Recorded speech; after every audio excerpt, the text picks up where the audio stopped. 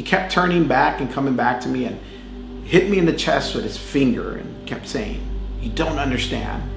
Don't give up." And he said it about 10 times. Don't give up. Don't give up. Don't give up. I remember thinking to myself at the time, if this is what my life is going to be, Lord, please take me with you. I am a professor. I'm a pastor of a growing church, a bilingual church.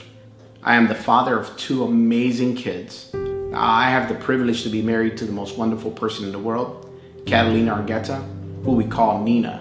I am an active member of the community. I try to organize events all the time to benefit people within our community that might be in need. I try to do whatever I can to be a blessing to those that surround us. In 1997, I was rushed into the emergency room after not being able to breathe, and I was 19 years old.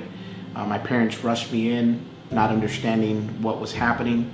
On the night before that, I had a encounter in the church. I had gone to church that night, and a pastor was visiting from another state and had been speaking. He decided to call me up and called me to pray for me. He didn't know what was going on in my life. I didn't know what was going on before that. And he prayed for me, and all he can tell me was, don't give up. I reached a point where I was starting to get a little frustrated, hoping for something a little more miraculous, if you may, or glorious. But it never came. He proceeded to say, don't give up, don't give up.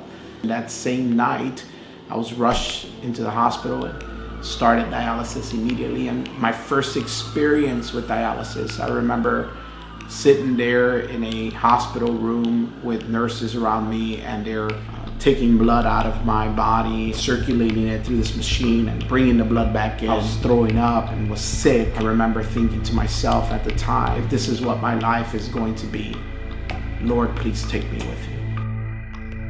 And tears running down my eyes, I thought about the words that pastor had said, and I kept hearing him and feeling him in my spirit saying, don't give up, don't give up. My fiance at the time, which is now my wife, said, I want to test. I want to see if I could be a match.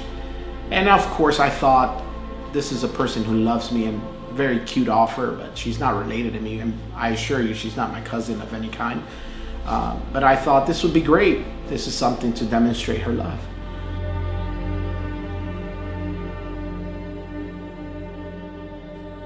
The surgery was a success.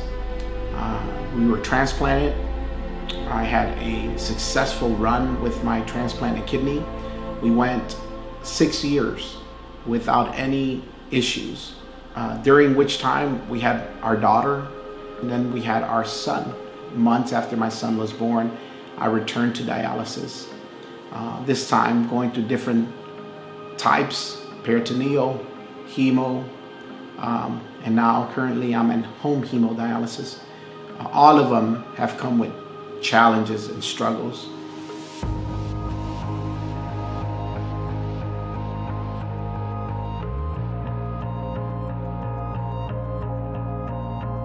It's been 13 years since I've been on the transplant list.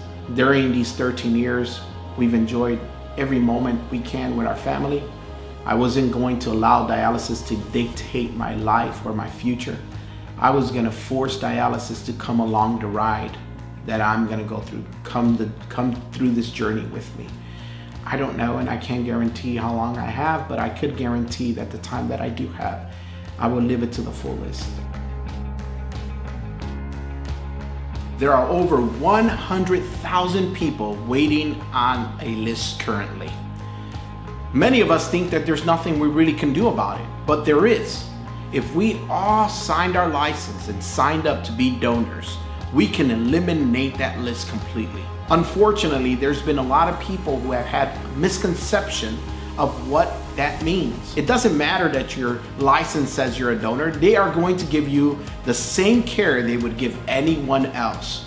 This whole theory about you being treated as just a donor is false. You'll be treated as a patient. The number one reason for a doctor to operate on you is not going to be to take your organs. It's going to be for your survival. I encourage you, become part of a solution. Sign your license and let your family know that you want to be a donor, that you can leave a legacy to at least 7 other families.